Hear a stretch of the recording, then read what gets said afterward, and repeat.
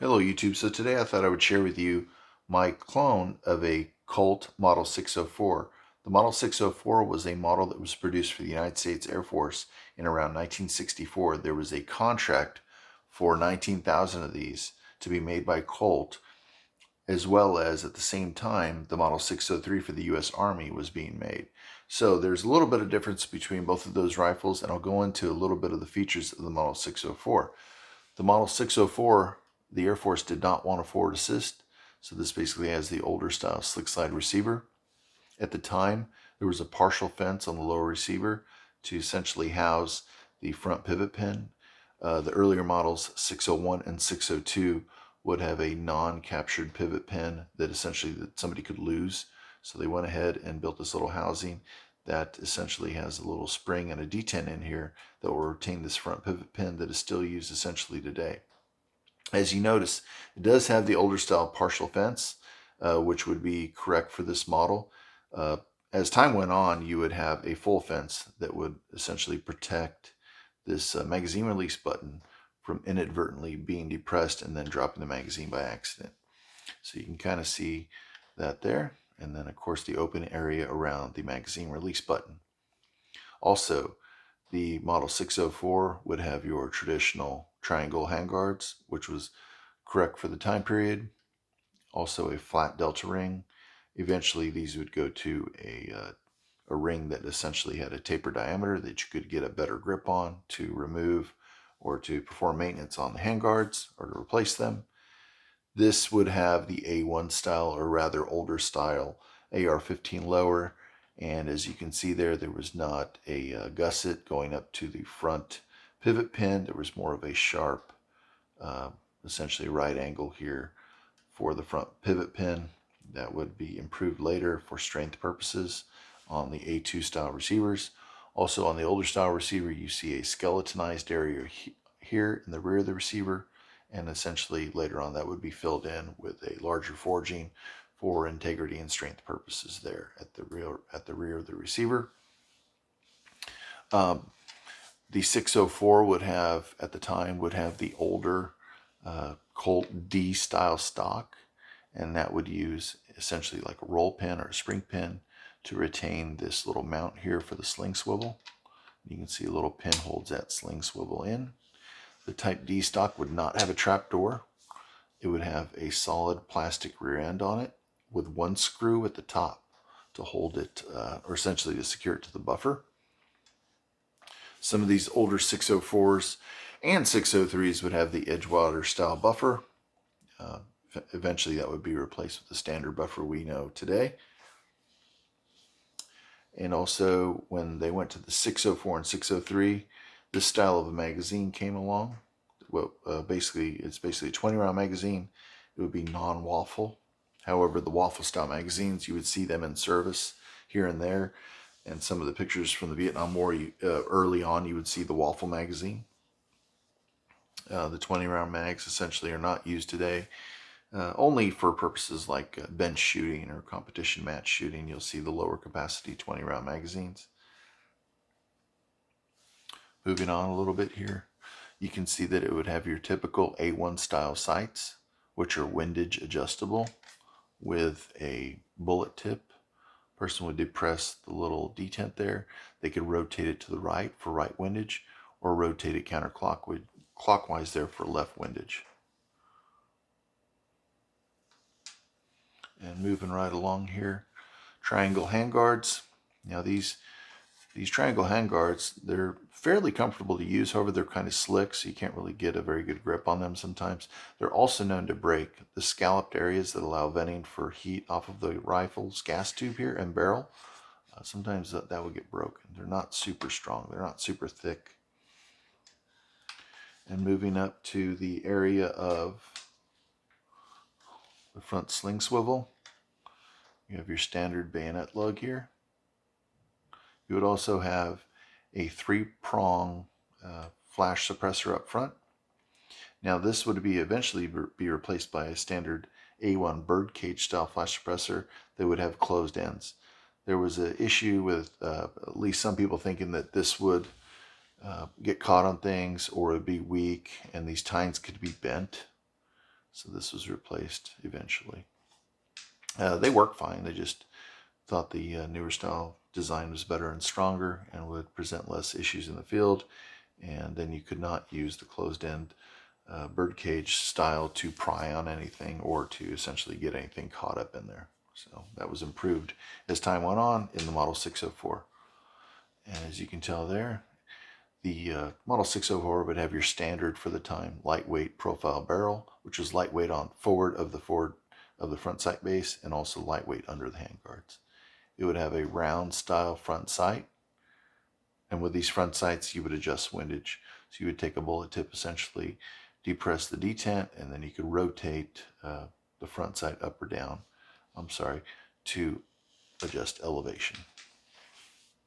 So I'm going to go ahead and flip the rifle over here now. You kind of go over some of the features here on the side of the markings in the controls.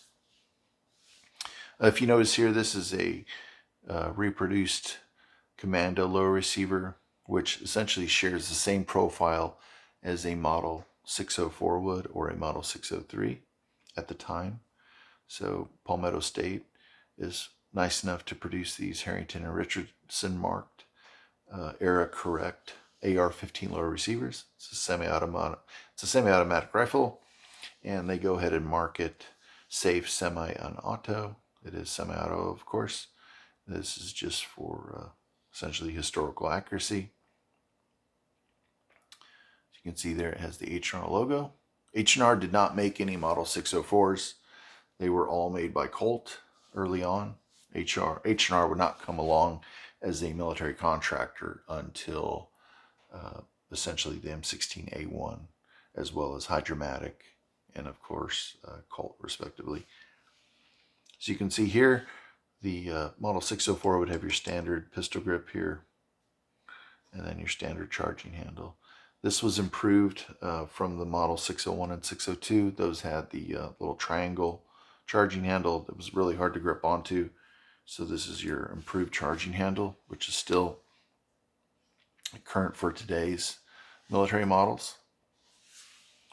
And of course you can kind of see the protrusion of the front pivot pin there, and then also the scalloping, or rather the lighter weight rear of the A1 style receiver.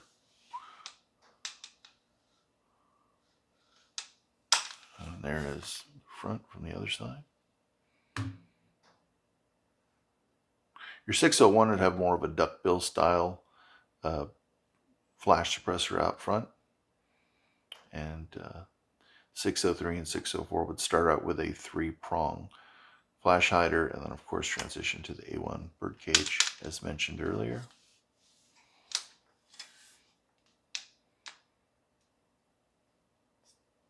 So as I mentioned earlier, this is a clone, so it uses various parts to get to that point. This has an original older style Colt upper receiver assembly.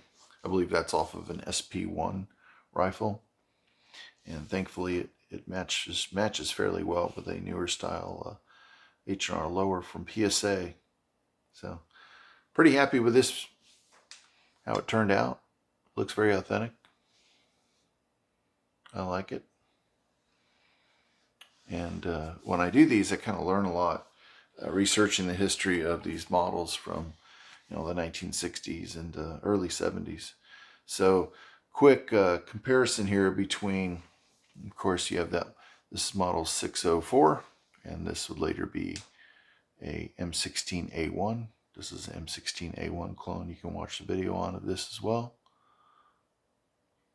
You see the forward assist versus no forward assist there. Other than that, very similar. And of course, as time went on, when the M16A1 proper came along, you would have a full fence here on the lower receiver. But the A1 would still have the same, essentially lighter weight receiver than the modern day A2 style receiver. And then of course, when I talk about birdcage, there's the birdcage flash suppressor up front there, closed-ended, and that would essentially be an improvement for this style of rifle. So anyhow, appreciate you watching my video. Please press like. It helps me Helps the video get out there and spread. And I appreciate you watching. Please like, subscribe, and we'll talk to you again. See ya. One thing I forgot to mention about the 604 before I sign off here for the evening is that the 604, since it was a slick side AR-15 essentially, it did not need the bolt carrier to be cut for the forward assist engagement. And I'll show you the bolt carrier group on the 604. This is clone correct. It would have a chrome plated bolt carrier and also a chrome bolt. The bolt carrier group, like I said, did not have cuts for the forward assist. Eventually, Colt would commonize both the 603 and the 604 bolt carriers as to reduce confusion and add standardization and cost savings. So basically, both bolt carriers would be phosphated, and they would be both carriers for both the 603 and the 604 would have the cuts for the forward assist. So anyways, forgot to mention that in the original video, but I want to go ahead and clear that up. And there you go. There's a look. This is a basically a period correct chrome plated bolt carrier group. It kind of has a dull finish. I guess what ended up happening back in the day was that the chrome carriers, even though they worked extremely well, sometimes the chrome plating would flake off due to moisture getting under the plating, and then essentially the plating being eroded away. So they went away from that, went to a phosphated finish, which was essentially a more durable finish. However, was not did not lend itself to lubricity or the performance of the chrome plated carrier. Anyhow, thanks for watching and take care. Bye-bye.